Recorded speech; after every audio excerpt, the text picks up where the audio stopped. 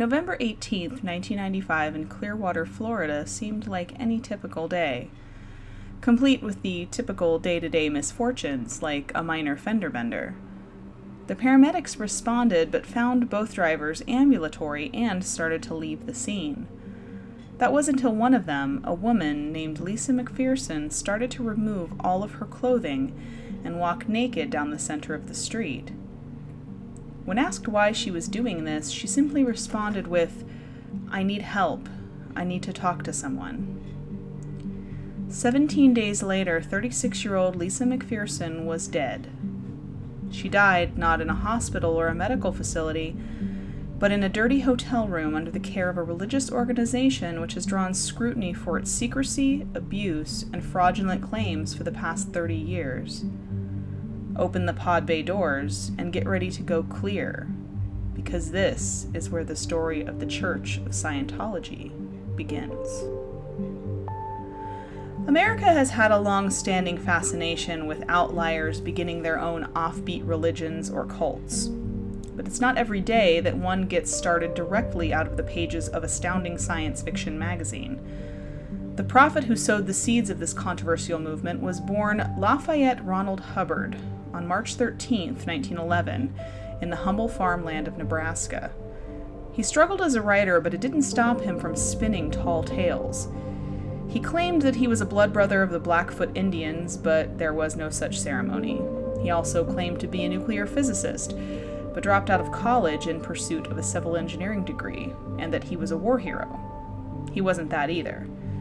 During his service in the U.S. Navy, he was placed in command of 2 ships, but was summarily removed from command both times. The remainder of his enlisted time was spent in a hospital for a variety of ailments. But as much of an appalling con artist as he was in many ways, it's impossible not to be awed by the magnitude of his story, one that could be barely imagined by the most creative writer in Hollywood. A struggling science fiction writer becomes the leader of a billion-dollar cult, commands his own private navy, and dies while on the run from the U.S. government. It sounds stranger than fiction, and even harder to believe at face value. But that was where Scientology stood out from other movements. It grew out of the self-help movement where popular titles like Think and Grow Rich by Napoleon Hill and How to Win Friends and Influence People by Dale Carnegie were no doubt an influence on Hubbard's own cobbled-together manual, Dianetics. Dianetics itself reads like a patchwork of other popular psychoanalytic theories, repackaged and repurposed specifically for the layperson. With a good deal borrowed directly from Sigmund Freud's abreaction therapy and Alfred Korzybski's general semantics, as well as techniques on hypnosis, one might wonder what about the content was original at all.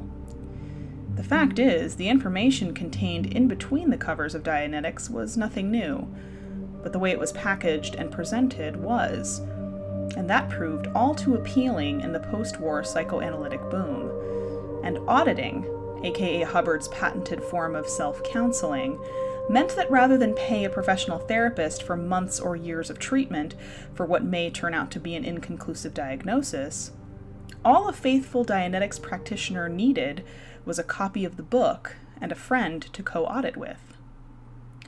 The process of auditing was laid out expressly in the text in order to tame what Hubbard called the emotional or reactive mind. It was this that was the source of all fears and ailments.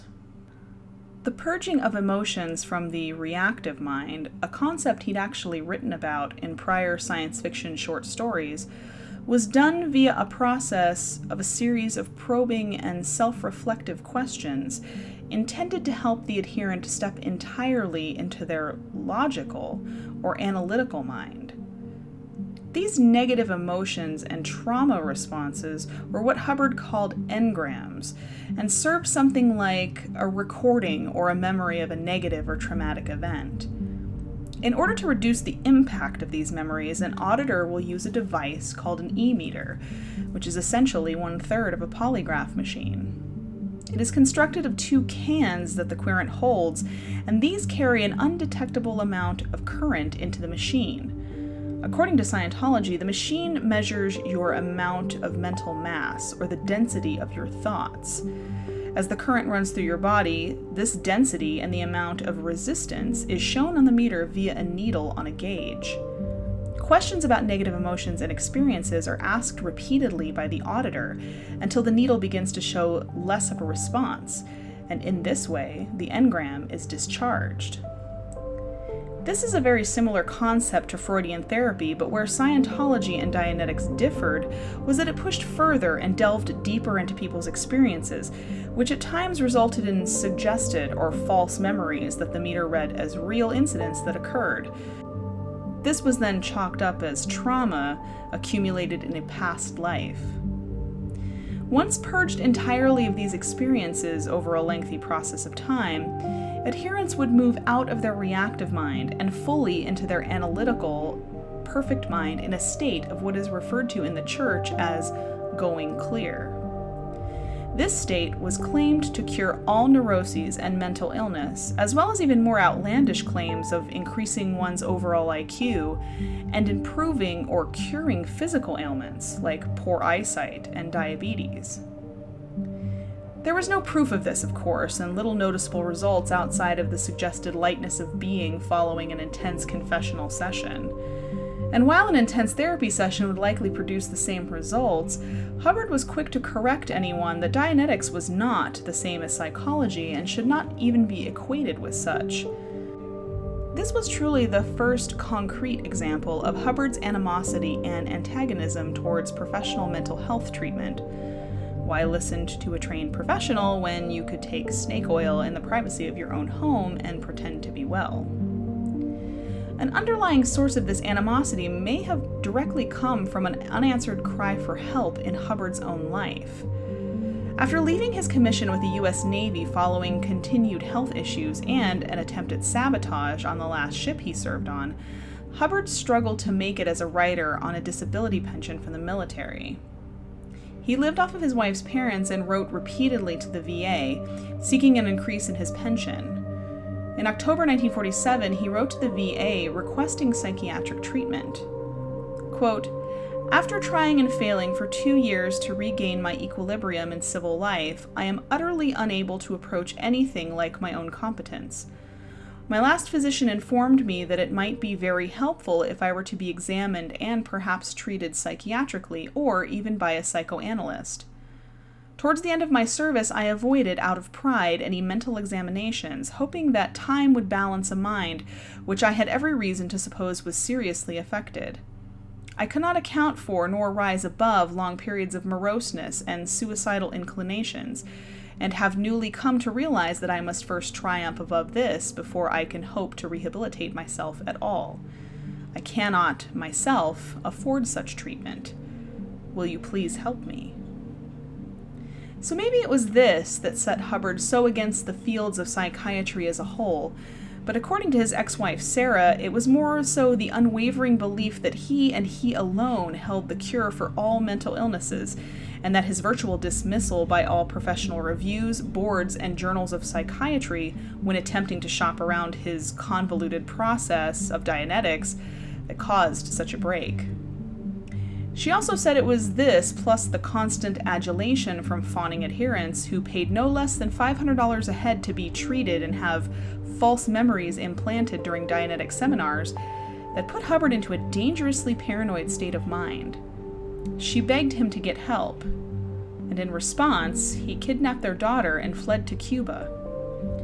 He left the child there under the care of a mentally impaired woman and her daughter, while at the same time calling his wife to torment her by claiming that he had killed their child and, quote, chopped her up into little pieces. He would then call back and claim the child was alive, and this, according to Sarah, went on and on until she finally acquiesced. He would move to Georgia the following year with his wife, and while there was reportedly associated with a psychiatric clinic. Any attempts at mental health improvement, though, seemed to fall by the wayside once Dianetics became a massive sensation. But even having a surprise bestseller and going from failed sci-fi pulp novelist to self-help magnate overnight wasn't a lucrative turn initially for Hubbard. Within a few years, the Dianetics fad seemed to have passed, and he was back to square one. Only a few loyal adherents to the system remained, and the Hubbard Dianetic Research Foundation filed for bankruptcy. But being taken to court and sued for practicing medicine without a license no doubt contributed to the deficit the organization found themselves in. Not one to be on the hook for legal liabilities, Hubbard had divorced himself from the organization shortly before the court case, almost around the same time as he was divorcing himself from his second wife, Sarah, who he had married bigamously. This distancing himself from the legal woes of his former organization did save him from jail time, but he ultimately lost control of the rights to his own work, Dianetics. By 1952, Hubbard was broke again and desperate for a new scheme. Enter the Church of Scientology. While Hubbard was a charlatan in many respects, he did have a mind for business. He also had an interest in the occult, after spending a considerable amount of time in the late 1940s with rocket scientist, black magic practitioner, and student of Aleister Crowley, Jack Parsons. This opened the concept of a mysterious religion to Hubbard, where greater truths are revealed as you ascend spiritual steps. This would be fully rolled into Scientology, where adherents would climb a spiritual ladder, but they would be required to pay increasing fees in order to attain the next level of awakening and consciousness until they would reach the end of the path, as outlined by Dianetics originally. A state of clear was the end game, where one would allegedly become free of all mental illness and neuroses. This, for any practicing Scientologist, is the ultimate and unattainable goal.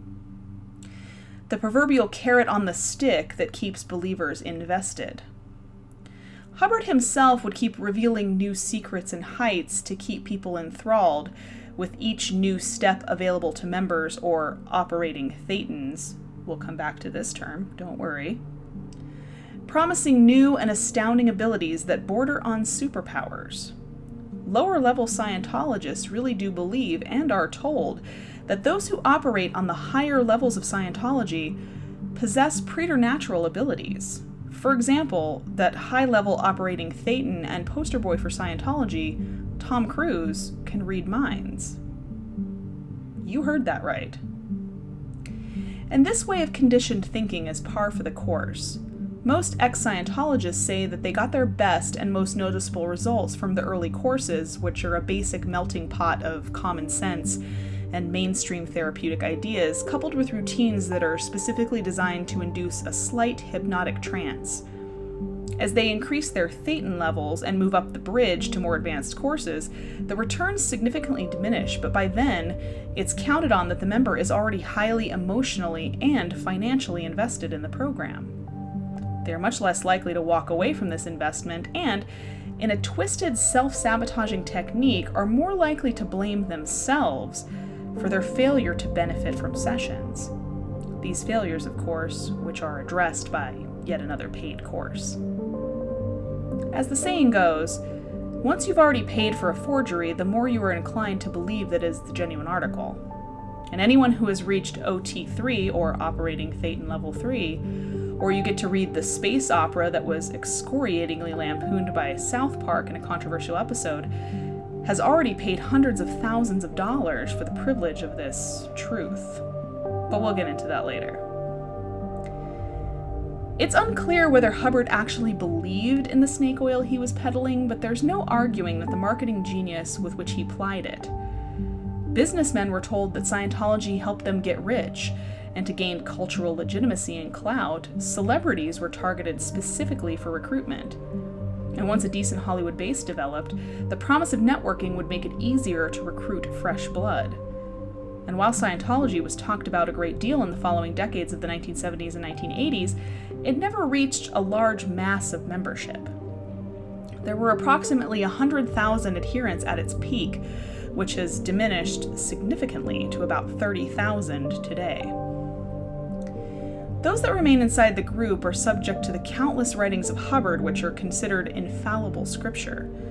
He was, after all, while not a successful writer, a prolific one who had a wide range of opinions and feelings on countless trivial topics.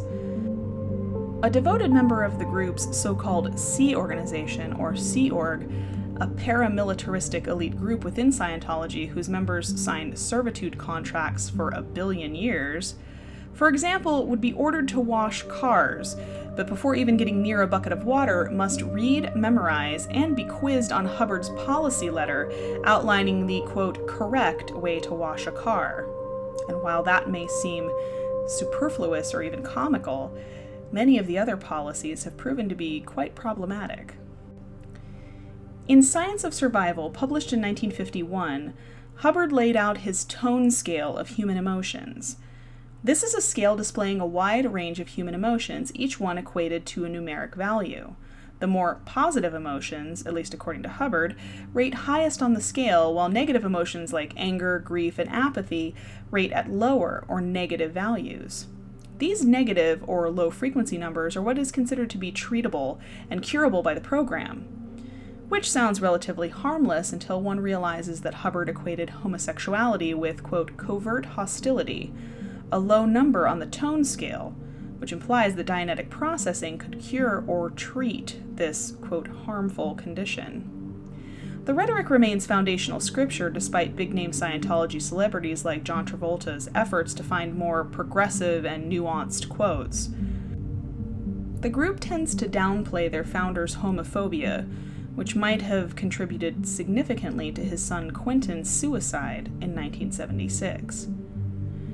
Yet Hubbard is lauded by his faithful followers as a divine being, and he did little to dissuade or disabuse this notion.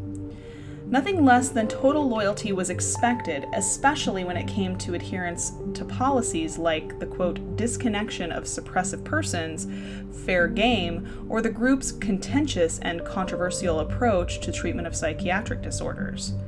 One of the shortcomings that directly led to the death of member Lisa McPherson. Because you see, psychiatric treatment within the group is not permitted. After asking for help in the form of counseling, the paramedics at the scene of McPherson's minor traffic accident decided to take her to the hospital. Hospital staff agreed that she was physically in no harm, but recommended keeping her overnight for observation. Shortly after her admission to the hospital, no less than 8 members of the church arrived at the hospital and intervened in the situation on McPherson's behalf. They spoke to her and staff for some time, and after this, Lisa McPherson refused psychiatric care or observation and checked herself out of the hospital against medical advice.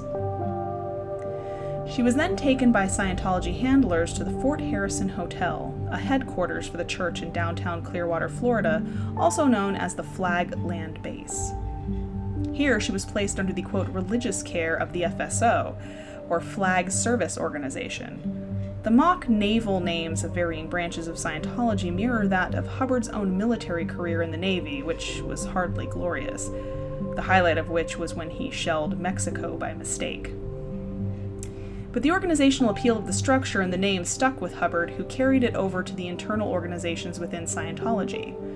It was here, under the care of the FSO, that McPherson was supposedly brought in for, quote, rest and relaxation, or at least that's what the church later claimed. Other sworn statements by witnesses, however, state that she was brought in for a procedure that the group calls a, quote, introspection rundown. An introspection rundown is yet another controversial internal policy set within the church, defined by Hubbard himself in no less than 3 separate technical bulletins. In pure base definition, it is an auditing process meant to handle a psychotic episode or total mental breakdown. The introspection portion seems harmless enough, the purpose behind it intending the subject to ultimately extrovert an introverted person via auditing, until they are no longer looking inwardly without end. The problems with this, however, begin with a total isolation of the subject, where no one attending them is allowed to speak to them at all outside of auditing sessions. The mentally vulnerable subject is then kept completely alone, with no external sound or contact from anyone. In order to determine the end period of the imposed isolation, which again is intended to somehow help a person with intrusive thoughts, the person in charge of the isolated subject's case will write the subject a note, such as, Dear Joe, what can you guarantee me if you are let out of isolation? If the answer is determined to show continued irresponsibility or irrationality, the supervisor must write back something along the lines of, quote, "Dear Joe, I'm sorry, but it's a no-go on coming out of isolation yet," and then we'll include the reasons why not. Once it is determined that the person is fully out of psychosis and up to the responsibility of living with others, their isolation is ended. Hubbard claimed this to be, quote, "nothing short of miraculous," and that, quote, "the last reason to have psychiatry around was gone." That's not how it turned out for Lisa McPherson. And this wouldn't be the first time that the law turned its attention to Scientology. From the early 1950s, after the forming of the church, once it was clear to Hubbard that he could make an abundant income off of people paying for courses, not only did he continue to add more levels to the courses and procedure to go clear, but the church also petitioned the IRS for tax-exempt status. According to his ex-wife Sarah, Hubbard had always stated that creating a religion was the best way to make money that the government couldn't get their hands on. The IRS initially granted tax-exempt status, but revoked it in 1958 due to what was called private inurement, or the use of tax-exempt monies to benefit a non-tax-exempt individual or entity, primarily L. Ron Hubbard himself and his family. This did not sit well with Hubbard, who was becoming increasingly paranoid about what he presumed were external threats to Scientology coming from everywhere. And maybe he wasn't entirely wrong. The IRS sent agents after Hubbard in the late 1960s for tax evasion. He would flee the States at this time, taking to the seas with his newly created Scientology naval fleet, the Sea Organization. The FBI also had an extensive file on Hubbard, and the FDA had taken action against various medical claims that Scientology had been making, plus pills and quack cures that they were selling. These actions resulted in Scientology gaining an increasingly unfavorable reputation across the world. A report in 1965 led to Scientology actually being banned in Western and South Australia. The UK took action against the group as well, and Hubbard himself was declared a, quote, "undesirable alien" by the country, and a ban on any foreign Scientologists entering the country was placed. Hubbard did not react well to this and created 3 major new initiatives in the face of these growing challenges. Ethics technology was introduced in order to tighten internal discipline within Scientology, as Hubbard himself continued to become increasingly paranoid and saw external threats everywhere, and imagined that saboteurs had infiltrated his group en masse. This new policy was a set of punishments for any perceived infractions and included, quote, disconnecting from individuals and organizations, including family members, who were deemed to be suppressive persons, or, in layman's terms, those who questioned the doctrine and practices of Scientology and did not support it. Members were also required to write KRs, or knowledge reports, in the traditions of the Salem witch trials, where they would report on each other for any misapplication of Scientology methods or transgressions.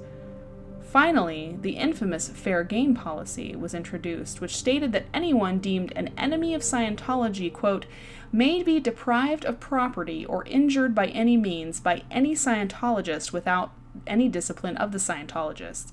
They may be tricked, sued, or lied to, or destroyed, unquote.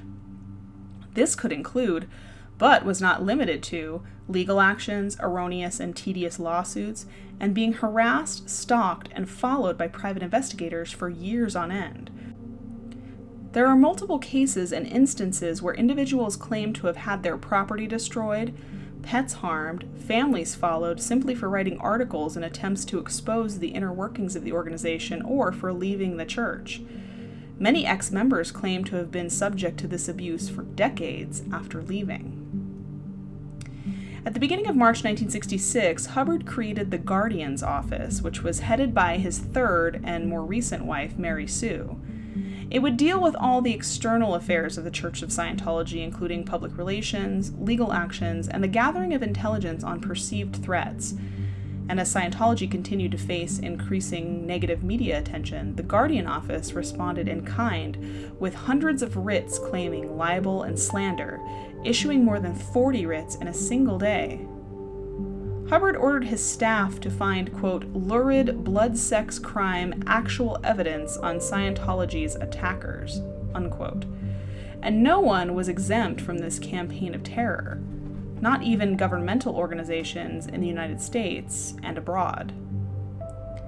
In 1973, Hubbard wrote Guardian Order 732, which called for the removal and correction of erroneous Scientology files. He believed that Scientology was being attacked by an international Nazi conspiracy, which he termed the Tenyaka Memorial, through a network of drug companies, banks, and psychiatrists in a bid to take over the world.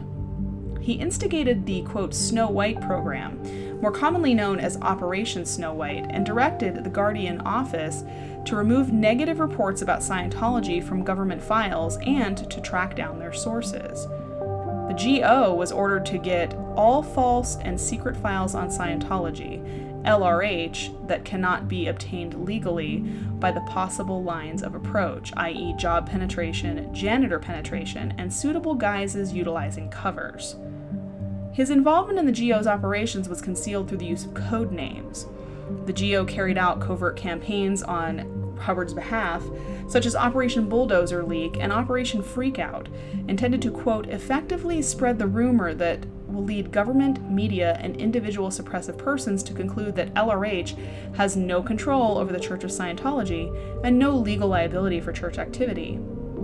He was kept informed of GO operations such as the theft of medical records from a hospital, harassment of psychiatrists, and infiltrations of organizations that had been critical of Scientology at various times, such as the Better Business Bureau, the American Medical Association, and the American Psychiatric Association. Members of the GO infiltrated and burglarized numerous government organizations, including the U.S. Department of Justice and the Internal Revenue Service. After 2 GO agents were caught in the Washington, D.C. headquarters of the IRS, the FBI carried out simultaneous raids on GO offices in both Los Angeles and Washington, D.C. on July 7, 1977. They retrieved wiretap equipment, burglary tools, and some 90,000 pages of incriminating documents. Hubbard was not prosecuted, though he was labeled an unindicted co-conspirator by government prosecutors. His wife, Mary Sue, was indicted and was subsequently convicted of conspiracy. She was sent to a federal prison along with 10 other high-ranking Scientologists. One of the main reasons for Hubbard being listed as an unindicted co-conspirator was solely for the fact that he had gone deep into hiding in an attempt to avoid his mounting legal troubles. This was also a major raison d'etre for pioneering the Sea Org. 3 ships were obtained and established as a fleet on an 8-year mission of sailing from port to port in the Mediterranean, from Corfu all the way to the Azores, rarely staying in one place for more than 6 weeks. Hubbard claimed to have spent past lives in the area around the Mediterranean and felt himself spiritually drawn to this area, but, as always, a much more functional reason was likely the true cause. Ken Urquhart, Hubbard's personal assistant at the time, later recalled, quote, Hubbard said we had to keep moving because there were so many people after him. If they caught up with him, they would cause him so much trouble that he would be unable to continue his work. Scientology would not get into the world, and there would be social and economic chaos, if not a nuclear holocaust, unquote. With the Sea Org established, Hubbard claimed in public that he had stepped away from the leadership and management of the church, but witnesses at the time claimed that nothing could have been further from the truth.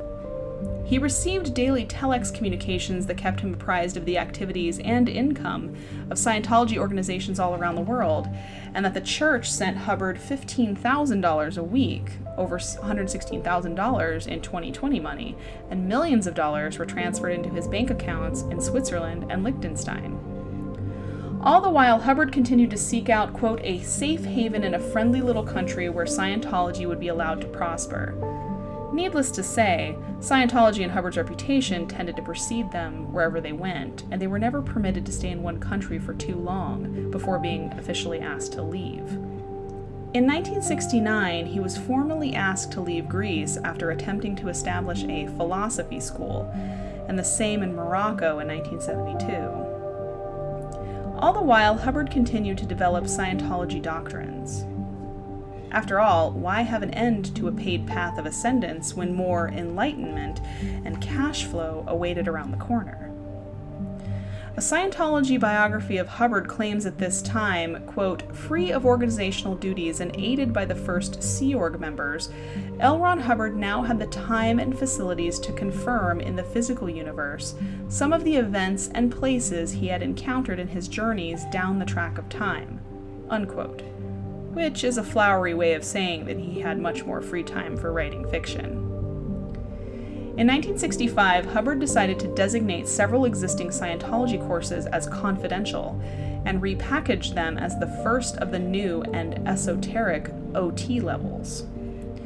OT stands for Operating Thetan Levels, which according to the Church of Scientology is a spiritual state beyond clear.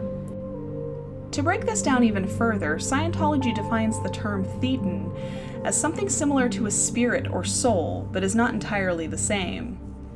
Scientologists believe that it is the thetan, not the brain or central nervous system, that controls the body through communication points. The levels of operating thetan are described within Scientology as a state of godliness, and that those who ascend to them will have supernatural control over, quote, matter, energy, space, and time.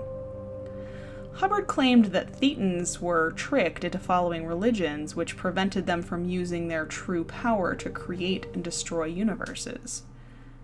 2 years after rolling out the initial OT levels, Hubbard introduced the controversial and widely lampooned OT3 level called Wall of Fire, where he describes an immense disaster that had occurred, quote, on this planet and on the 75 other planets which formed this confederacy 75 million years ago, unquote. Scientologists are required to take the first 2 OT levels before being invited to view this, quote, secret doctrine, which is contained in a locked briefcase and are handwritten notes by Hubbard himself. These notes reveal that in a distant system, part of a galactic confederacy, existed many planets that were very similar in lifestyle and appearance to 1950s Earth. These planets suffered from terrible overpopulation, and in their strife chose an evil overlord named Xenu to rule them. Xenu's answer to this issue of overpopulation was to trap and put large portions of the people who existed on these planets into a deep freeze. These frozen prisoners were then loaded aboard spacecraft which, quote, looked exactly like DC-8 aircraft and transported to a prison planet, Earth.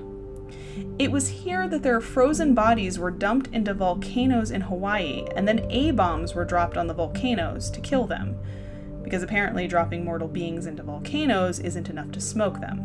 Xenu wanted to be double sure. When the souls of the murdered prisoners began to float upwards into the sky, Xenu did not wish them to be able to return to their homes, so with the use of large floating devices called soul catchers, which had also been built on Earth, he captured the souls of the victimized aliens and took them to a processing center, where they were shown hours and hours of footage that brainwashed them and filled them with false beliefs and memories in order to make them forget their powers and who they were.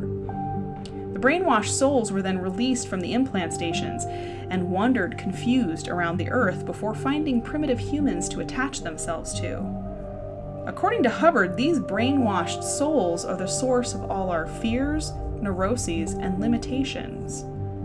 To move from OT2 to OT3 alone costs over $8,000. This does not take into account the payments for previous courses and levels. The cumulative cost of this knowledge, that alien souls are why you are sad, runs into the hundreds of thousands of dollars. The discovery of OT3 was said to have taken a drastic physical toll on Hubbard, who claimed he had broken a knee, his arm, and his back during the course of his research. A year later, in 1968, he unveiled the OT levels 4 to 6 and began delivering these advanced courses aboard his flagship, the Royal Scotsman. The revelations of these new courses, plus the glamorous picture presented of life in the elite Sea Org, lured many Scientologists around the world to join Hubbard aboard his private fleet, but the reality was much different than what they had been promised. Most of those who joined had little to no nautical experience whatsoever, and according to those aboard, the conditions on the ships were appalling. The crew was worked to the point of exhaustion, given meager rations, and forbidden to wash or change their clothes for weeks on end. Hubbard maintained a harsh disciplinary regime on the ship, punishing any transgressions or mistakes by confining people in the ship's bilge tanks without access to bathroom facilities and food served in slop buckets. Other times, crew members were thrown overboard with Hubbard watching and occasionally filming the punishments. David Mayo, a Sea Org member at the time, later recalled, quote, "We tried not to think too hard about his behavior. It was not rational much of the time, but to even consider such a thing was a discreditable thought, and you couldn't allow yourself to have a discreditable thought. One of the questions in a security check was, have you ever had any unkind thoughts about LRH? And you could get into very serious trouble if you had, so you tried hard not to," unquote. During the 1970s, Hubbard faced increasing legal challenges, including ones from the French government for fraud and customs violations. These charges forced him to leave the Sea Org for a time and live incognito in Queens, New York, until the threat of being extradited ended. The narrative that is spread in the church is not one of Hubbard ducking legal charges, but that he was in New York City conducting a, quote, sociological study. With his health in severe decline from chain smoking and bursitis, as well as a heart attack in 1975, plus the additional problematic factors of his fleet of ships becoming increasingly unwelcome, banned, and unable to dock in ports around Europe, Hubbard decided it was time to establish a land base for the Sea Org in Florida. Clearwater was the place decided on, much to the chagrin of the locals as well as the local government. The invasion of this small but prepossessed group of self-improvement charlatans tipped the balance of normal life in the sleepy coastal town. The Fort Harrison Hotel was secretly acquired as the location for the land base in 1975, and 20 years later, it would be the scene of a woman's untimely death. Lisa McPherson had been deprived of contact with others for nearly 17 days since her discharge from a local Clearwater hospital. Her care logs coldly narrate the last days of her life. She was described as being incoherent and that she had bruised her feet and fists from slamming them into the walls repeatedly. Her nails had to be trimmed in order to keep her from scratching herself. She was given natural supplements and even the drug chloral hydrate to help her sleep, but it was clear that her condition was rapidly declining. Staffers overseeing McPherson claimed she refused protein shakes and any food that was offered to her. At one point, a force feed was attempted, but she spat the food out. She was suffering from malnourishment and appeared very weak, and on many days did not move at all. Church staffers who pointed out McPherson's precarious condition were told to, quote, butt out. On December 5th, 1995, staffers contacted Dr. David Minkoff, a Scientologist and a physician who had previously prescribed both Valium and chloral hydrate to Lisa McPherson without a physical examination. They requested that he prescribe her antibiotics because she seemed to have some kind of infection. One staffer reported that McPherson, quote, looked ill and like she had chicken pox or measles all over her face. Some of these lesions would later be shown in a post-mortem examination to have been cockroach bites. Minkoff refused to prescribe the drugs and instead said that she needed to be taken to a hospital and that for the first time he actually needed to examine her before prescribing anything. Her caretakers objected, fearful that McPherson would be placed in involuntary psychiatric care once taken to a hospital, but finally acquiesced. Lisa McPherson, meanwhile, was non-responsive and had been for nearly 24 to 48 hours. Dr. Janice Johnson, a senior medical officer at the Fort Harrison base who was assigned to care for McPherson, stated that while en route to a hospital, the patient was experiencing labored breathing and was gasping for air. However, despite these obvious signs of distress, the escort passed 4 hospitals on their way to their destination where Minkoff worked. By the time they arrived at the hospital, a 45-minute drive north of Clearwater, Lisa McPherson showed no vital signs. The hospital staff attempted to resuscitate her for 20 minutes before declaring her dead on arrival. She was 36 years old. Scientologists quickly called McPherson's family to inform them that she had died of, quote, meningitis or a blood clot while under rest and relaxation at Fort Harrison. A suspicious death investigation was undertaken and an autopsy was performed the next day. The findings showed in the initial examination that the cause of death was, quote, a thromboembolism of the left pulmonary artery caused by bed rest and severe dehydration. The manner of death was ruled, however, as undetermined, despite the emaciated appearance of the body. Medical examiner Joan Woods stated that, quote, McPherson's condition had deteriorated slowly and that she had likely gone without fluids for 5 to 10 days. Scientology, never one to suffer any negative press, even in the case of a wrongful death, threatened to sue medical examiner Wood in order to gain access to her files, as well as blood, tissue, and organ samples that had been taken during the autopsy. They then hired their own team of medical examiners and forensic pathologists, including the famous Dr. Michael Baden and Dr. Cyril Wecht, who have both been involved in countless high-profile court cases. They both determined that McPherson died suddenly and unpredictably of a blood clot that had ended up in her left lung from a knee injury sustained in the original automobile accident. Other findings included research on compounds known as ketones, which people produce when they are dehydrated, starving, or even fasting. Tests of McPherson's bodily fluids showed no ketones, according to the pathologists. A church-hired expert on body measurement compared autopsy photos of McPherson with those taken shortly before the accident. The expert concluded that from the photographs there was, quote, no appreciable weight loss, countering the prosecution's view that McPherson had lost from anywhere from 20 to 40 pounds while in Scientology's care.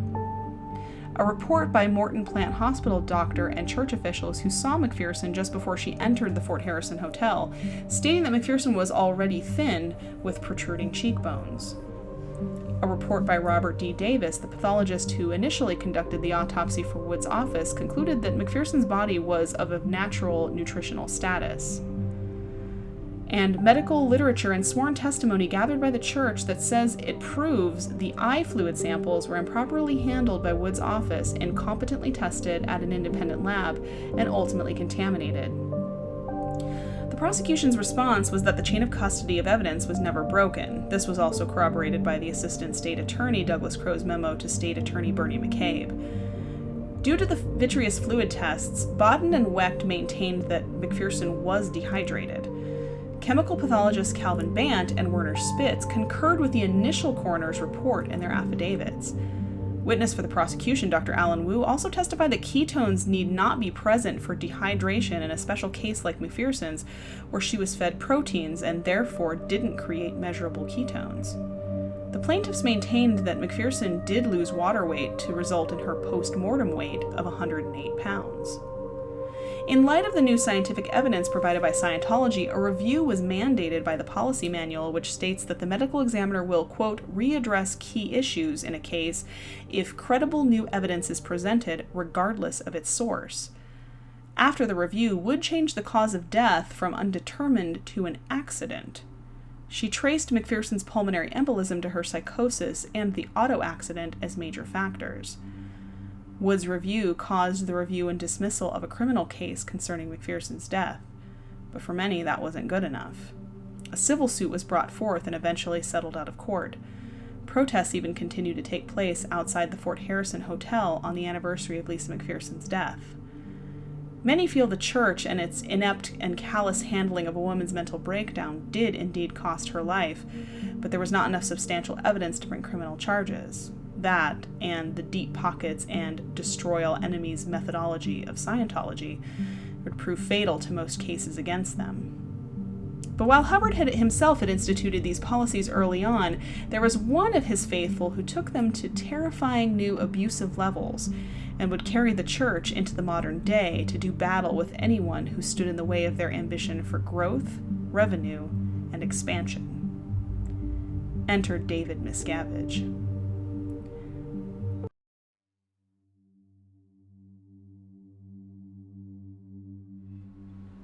It was a regular sunny day. Imagine you're a woman stepping out into the warm California sunshine to attend a contrastingly solemn affair. Dressed smartly all in black as you step from the dark limousine with inky tinted windows. Your expression is sober and calm, as one might expect at the funeral of your father, but internally you are conflicted. Simply enjoying the fresh air while ever wary of the bodyguard who stands only steps from you. never allowing you out of their sight. The services end, and you return to the car, taking one last deep breath of crisp air into your lungs. You pause before sliding inside, wanting to preserve this moment in all its poignancy forever. The door clicks softly behind you, and the car pulls away. You are Shelly Miscavige, wife of the leader of the Church of Scientology, David Miscavige. It is 2007, and it is the last time you will ever be seen in public again. But these times were far removed from the tumultuous later days of the church, the times before David Miscavige was handpicked by Hubbard himself to take the proverbial helm of the Sea Org and Scientology. Following the fallout from the FBI raid and seizure of countless documents gathered during Operation Snow White, Hubbard's legal troubles increased. In 1978, a French court convicted him in absentia for obtaining money under false pretenses and sentenced the beleaguered Dear Leader to 4 years in prison and a $7,000 fine, over $27,000 in 2020 money. After this, Hubbard seemed to all but give up the ghost of existence in public life. He sequestered himself to a small apartment in Hemet, California. His only contact with the outside world was with 10 trusted messengers from the Sea Org. He even cut off all contact with his wife, whom he saw for the last time in August 1979.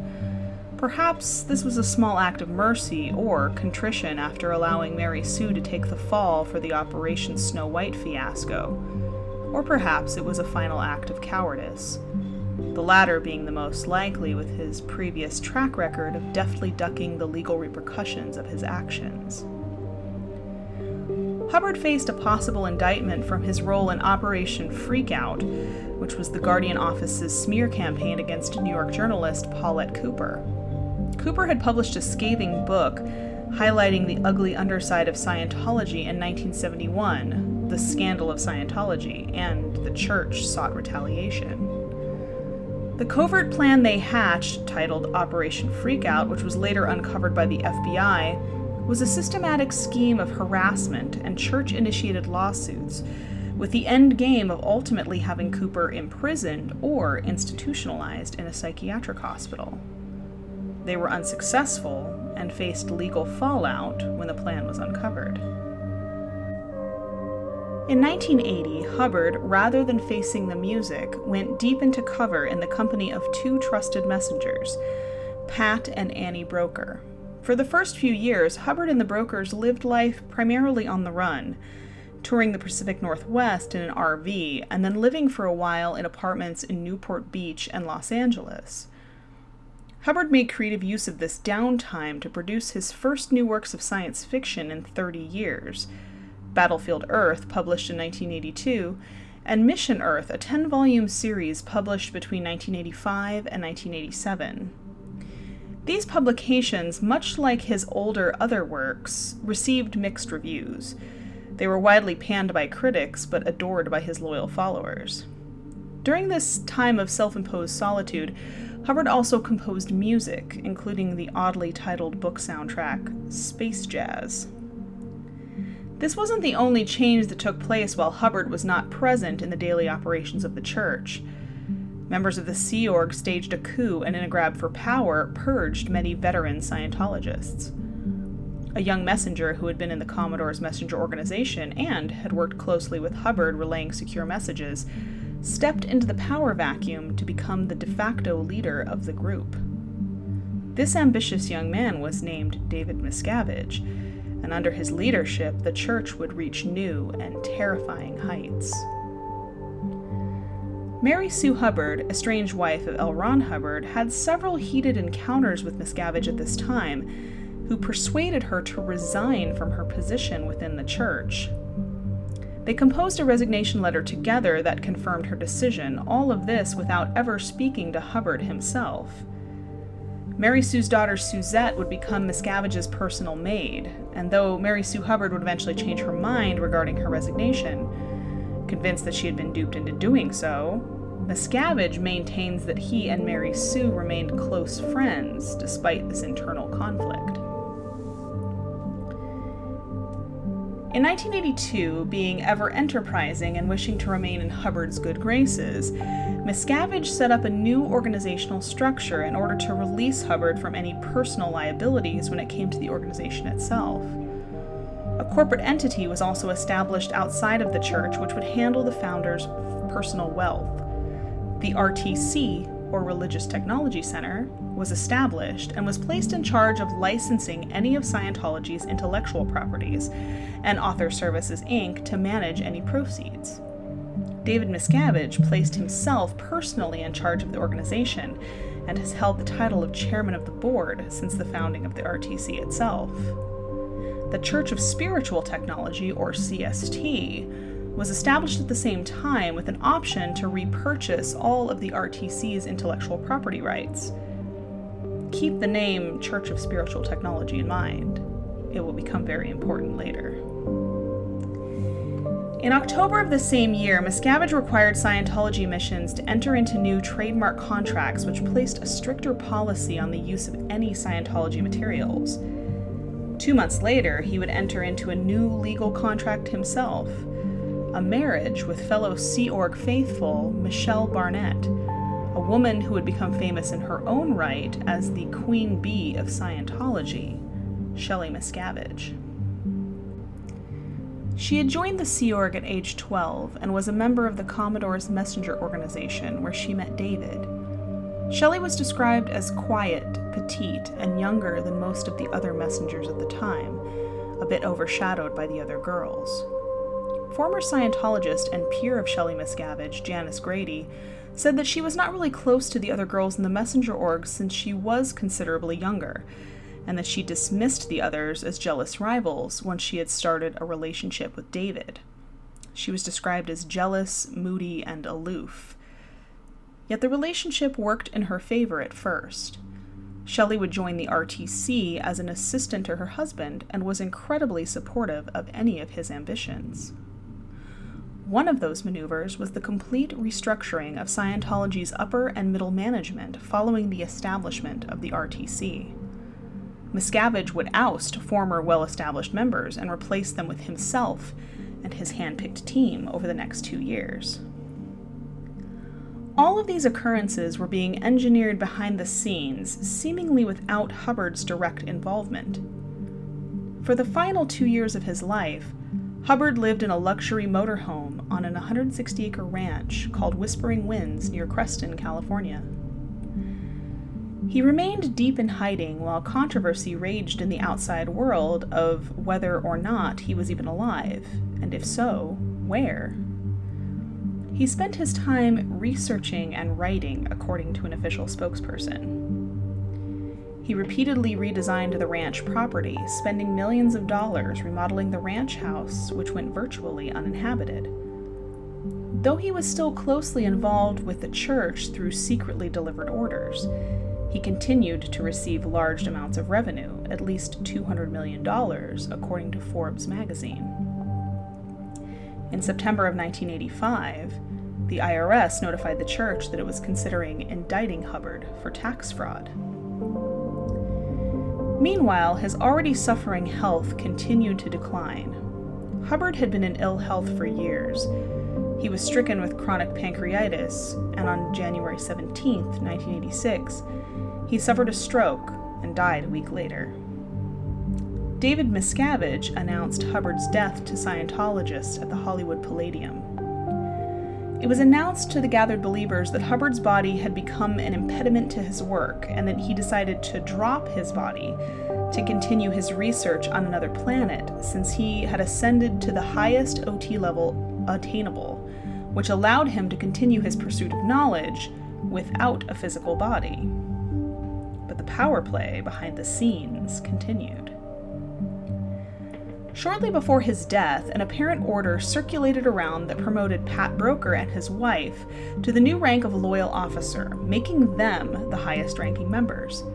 But Miscavige asserted that this had been forged. After Hubbard's death, David Miscavige assumed the position of head of the Church of Scientology, and according to the organization is the, quote, ecclesiastical leader of the Scientology religion. He also holds the rank of captain of the Sea Organization and is its highest-ranking member. The copyrights of Hubbard's works and much of his estate were willed to Scientology. In a bulletin from May 1980, Hubbard instructed his followers to preserve his teachings until his eventual reincarnation, where he would return as, quote, not a religious leader, but as a political one. The Church of Spiritual Technology, founded by Miscavige and a sister organization to the main Church of Scientology, has engraved Hubbard's entire body of works from Scientology and Dianetics texts on steel tablets, stored in titanium containers to last for eternity. The doctrine and word of L. Ron Hubbard carries so much weight regarding his reincarnation within Scientology that there are 6 homes purchased for Hubbard that are kept in a state of readiness at all times. The bedrooms are laid out with clothing every day in case he reincarnates on any given day and needs earthly quarters to live in. And these are not small homes by any means. They are fully stocked multi-million-dollar mansions. And while the revenue and real estate holding of the church have only increased over the past years, their relationship with the Internal Revenue Service remained contentious. The IRS had stripped the organization of their tax-exempt status while still under Hubbard's watch in the late 1960s. They refused to acknowledge Scientology as a nonprofit charity organization, which is a status granted to most religious organizations. But that didn't mean that the Church of Scientology ever gave up on getting what they felt was their money, fair and square. For at least 2 decades, they bombarded the IRS with at least 50 lawsuits and, according to the New York Times, used their dubious policy of fair game to egregious ends. Quote, Scientology's lawyers hired private investigators to dig into the private lives of IRS officials and to conduct surveillance organizations to uncover potential vulnerabilities, and taken documents from an IRS conference and sent them to church officials and created a phony news bureau in Washington to gather information on church critics. The church also financed an organization of IRS whistleblowers that attacked the agency publicly. Unquote. In 1991, David Miscavige, along with one of his trusted board members, Marty Rathbun, visited the IRS headquarters in Washington, D.C. in order to have a meeting with the head of the service, Commissioner Fred T. Goldberg. At the meeting, Miscavige proposed an end to the legal war of attrition by ceasing the lawsuits in exchange for tax-exempt status. This led to a long and drawn-out 2-year-long negotiation process in which IRS tax analysts were ordered to ignore substantive issues because the issues had, quote, been resolved prior to review. To many, it looked like the IRS simply gave up and relented under the constant barrage of negative press and legal attention from the church. Ultimately, the Church of Scientology was reinstated with its tax-exempt status for itself and all its organizations, which saves them billions of dollars every year. To announce their ultimate victory over the IRS, Miscavige gathered 10,000 Scientologists in the Los Angeles Memorial Sports Center, where he delivered a 2.5-hour speech proclaiming victory and that, quote, the war is over. The crowd gave Miscavige an ovation that lasted 10 minutes. But what does the church do then with these billions of dollars that they don't pay an income tax every year? Purchase real estate, of course. The church currently owns approximately 12 million square feet of property in California, with the Hollywood Celebrity Center at the apex, as well as other locations including the Gold Base, which serves as the center of all Sea Org leadership and activities. 26 properties that total in worth about $400 million. And that is solely in the state of California.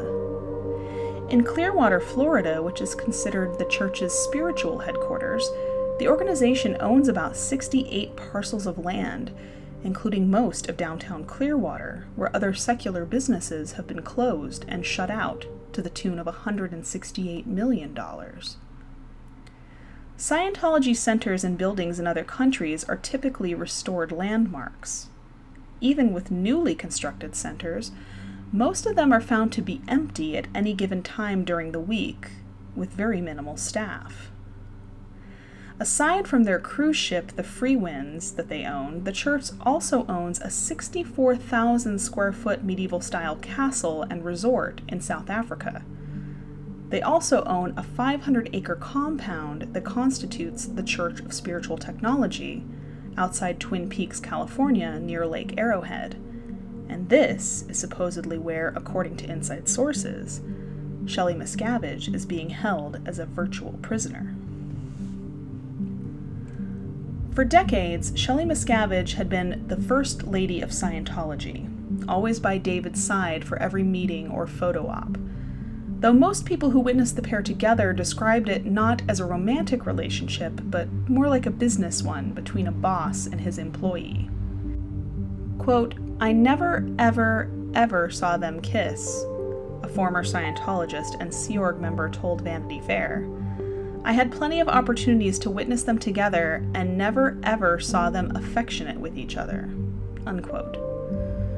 But Shelly's sphere of influence within the church was, at one time, almost as wide as her husband's, as witnessed by the fact that she was liaison to and in charge of the handling of Scientology's poster boy and most famous adherent, Tom Cruise. From the time Tom Cruise met Nicole Kidman on the set of Days of Thunder in 1990, the church and Miscavige were not fans of the relationship. Cruise's former partner, Mimi Rogers, had been a devout Scientologist, but Kidman was not, and her father was a famous psychiatrist in Australia, which was a second strike against her. Shelly Miscavige was personally put in charge of interviewing members of Cruise and Kidman's household staff. According to accounts from former Scientology executives in Lawrence Wright's book, Going Clear, the church offered for unpaid clergy to renovate their home, and in doing so, quote, installed a sophisticated audio-visual system. Scientologists who worked for the pair as their staff reported whatever they observed from the couple inside the home to the church. For a time during their relationship, Cruise became less active in Scientology and church activities. Miscavige reportedly, quote, flipped out and feared that Kidman was pulling Cruise away from the church and would eventually convince him to leave. He employed a few of his trusted executives, like Marty Rathman and Mike Rinder, to perform auditing sessions with Cruise over a 3-year period. These audits were specifically designed to drive a wedge in Cruise and Kidman's marriage by sowing seeds of doubt and infidelity. She was declared a, quote, suppressive person by the church and Cruise, who had basically been reprogrammed via these extensive auditing sessions, and who would later file for divorce. Neither he nor the couple's 2 adopted children will be permitted to have any further contact with Kidman because of her declaration and the church's policy of disconnection. When Cruise began a relationship with actress Penelope Cruz, Shelly Miscavige was in charge of supervising Penelope's auditing and helped her through the church's Purification Rundown program, a controversial detoxing program invented by Hubbard where the subject is exposed to high heat for 5 hours a day for up to 4 weeks. It's known to cause heat stroke damage, which can lead to brain and organ injury and even sometimes death. The 5,000 milligrams of niacin that is included as part of the treatment regimen is also known to cause liver damage. When the 3-year relationship with Cruise ended, Shelly Miscavige, as Tom Cruise's liaison within the church, reportedly led a church program to find a new girlfriend for Scientology's golden boy. Around 100 young Scientologist actresses were interviewed, but not informed as to why. An actress named Nazanin Bondiati was eventually chosen and introduced to Cruise. The pair dated for a few months, but reportedly the relationship ended abruptly when Bondiati confided in one of her friends that she was unhappy. Cruise reportedly loudly berated the actress and left. Following the breakup, members of the church came into Bondiati's home to confiscate and destroy any photos, letters, or evidence of the short-lived relationship even ever having existed. The search for a girlfriend quickly resumed, with more actresses invited to audition for what they thought was a role in an upcoming Mission Impossible film, and eventually concluded with Katie Holmes meeting and marrying Cruz. His attorney denies that the church executives had a hand in or set him up for any relationships. It was reportedly during this chaotic time that things also took a sudden downturn for Shelly Miscavige. Around late 2006, she botched a corporate reorganization project for the Sea Org and clashed with her husband over how to do it. David reportedly left Scientology's international base. Upon his return, Shelly was said to have, quote, visibly changed her mood and, quote, to have looked cowed. Mike Rinder, the church's chief spokesperson at the time, said that Shelly asked him if David was still wearing his wedding ring. Shortly afterwards, she stopped making public appearances, even missing the wedding of her former protege when he married Katie Holmes. Her husband conspicuously served as best man at the wedding, but Shelly was nowhere to be found. Her absence did not go unnoticed. Leah Remini, lifetime Scientologist and former actress from the show King of Queens, inquired as to Shelly's absence out of concern for the woman she considered a longtime friend. She had not received any responses from emails or letters and asked where Shelly was. After all, the event was considered the wedding of the century inside the church, and Remini thought it was strange that Miscavige was not present. Her curiosity was quickly scorned by the church spokesperson at the time, Tommy Davis, who told her, quote, "You don't have the fucking rank to be asking about the leader's wife," unquote. Which to Remini seemed a bit of a severe reaction to a simple question.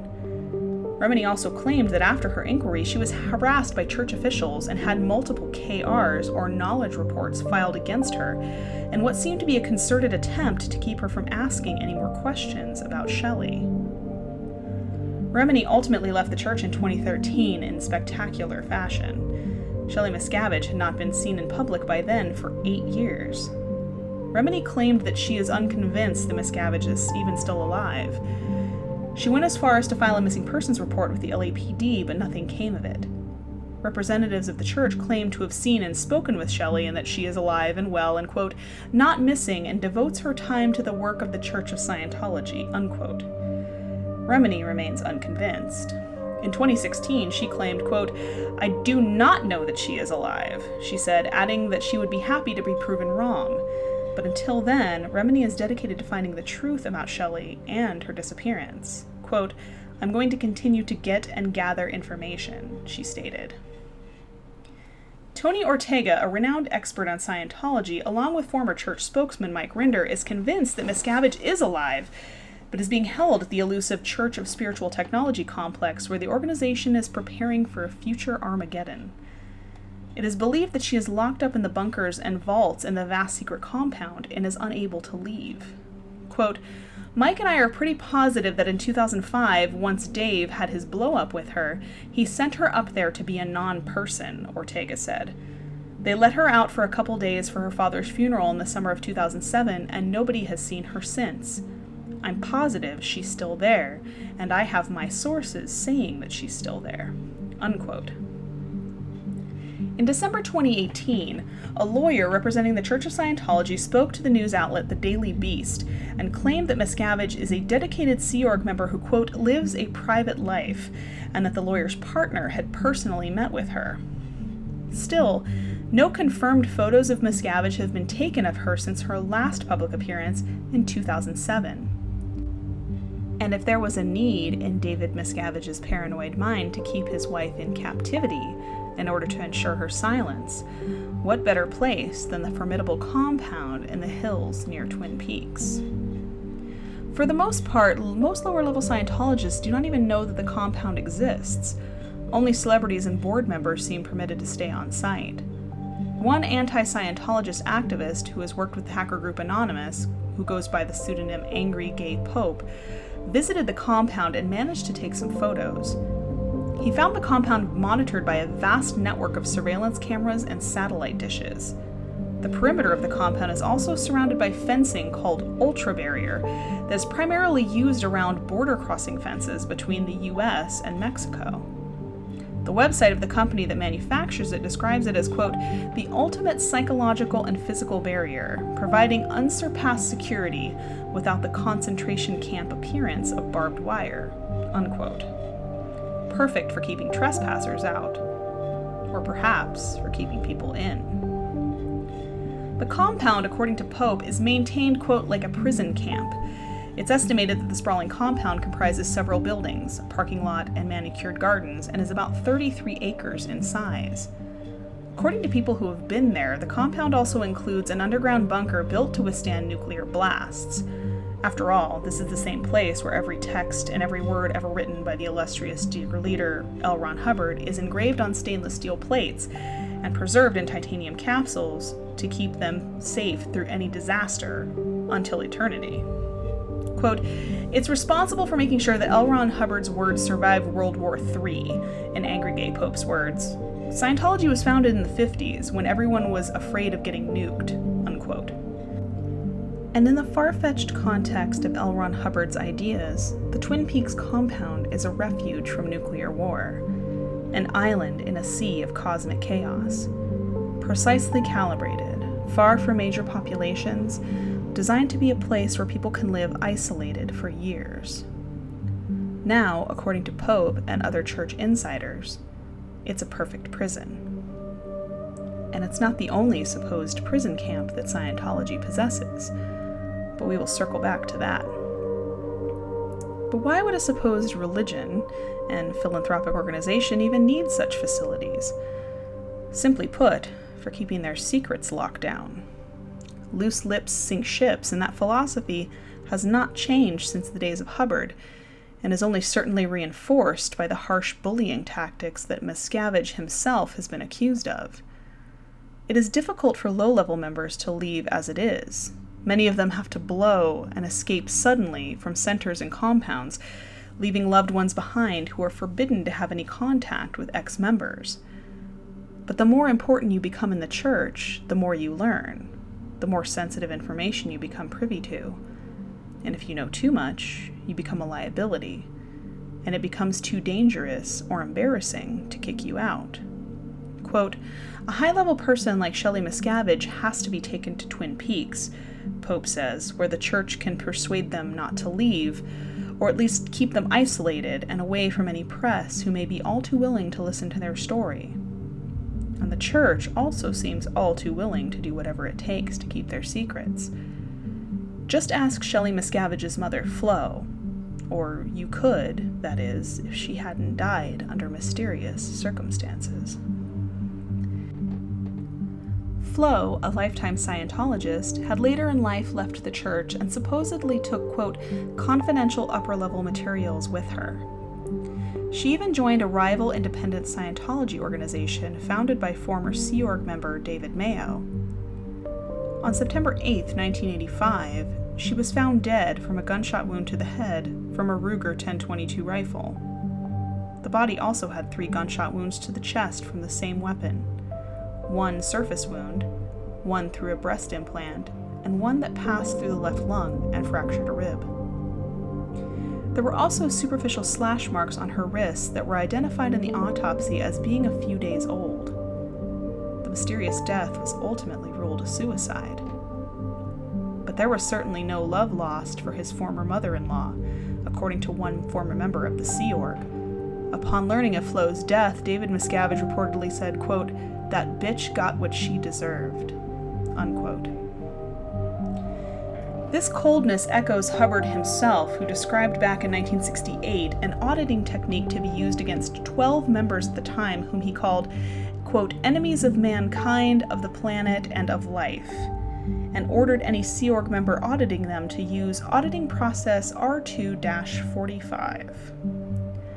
R245 was the name given by Hubbard to, quote, "an enormously effective process for exteriorization, but its use is frowned upon by this society at this time," unquote. In Scientology doctrine, exteriorization refers to separation of the Thetan, or soul, from the body. According to the author Stuart Lamont, Hubbard defined R245 as a process by which exteriorization could be produced by shooting a person in the head with a .45 revolver. So if death is a real possibility for high-level members, perhaps incarceration is the more agreeable option. And Twin Peaks is not the only or even the most famous prison camp ran by Miscavige and Scientology, as earlier stated. The most famous one, as shown on programs like Scientology and the Aftermath, is notoriously known only as The Hole, located at Gold Base, the center of Sea Org operations near Hemet, California. According to Scientology, much like Area 51, The Hole does not exist. It's simply a fear and misinformation tactic used by critics and former members who seek to bring the group down. But tell that to former members, all ex-high-ranking Sea Org executives who found themselves locked in these guarded, double-wide trailers when they fell out of Miscavige's good graces. Either they are really committed to the lie, or these events actually occurred, and they read like something directly out of the historical accounts of prisoners who displeased their king. Miscavige would reportedly banish members to the Hole rather frequently for any perceived transgression.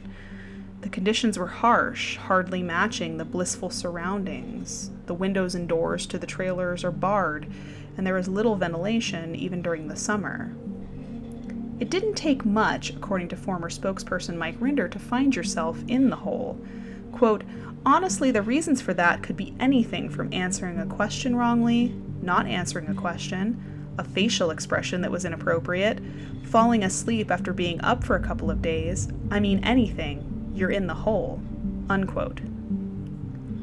Former Scientology executive Tom DeVocht claimed that the addition of the Hole and the reorganization of the internal structure was nothing less than a power grab by Miscavige, who had become extremely agitated and paranoid that there was a plot to overthrow him.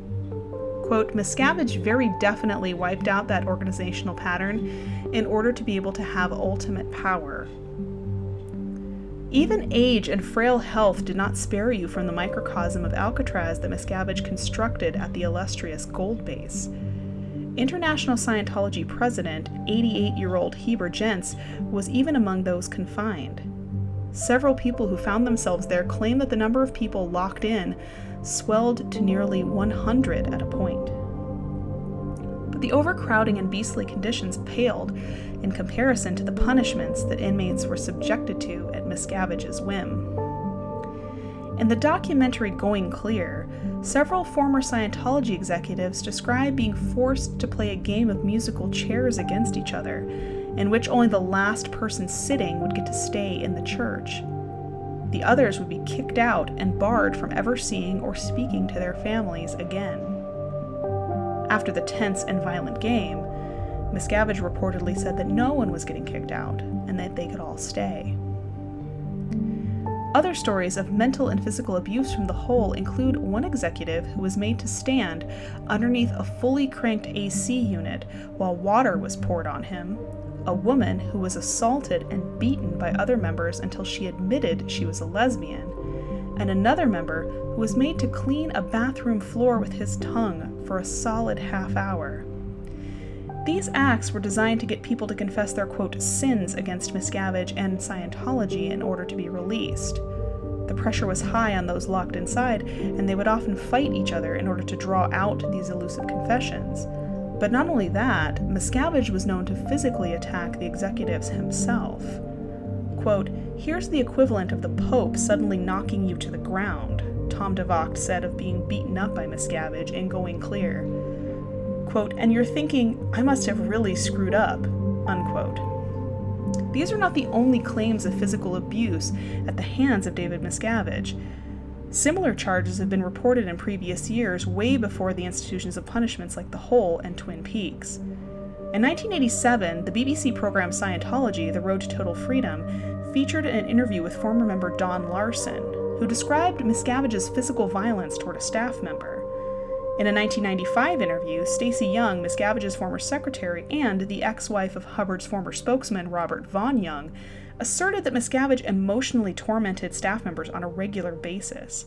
Quote, his viciousness and cruelty to staff was unlike anything that I had ever experienced in my life, she said.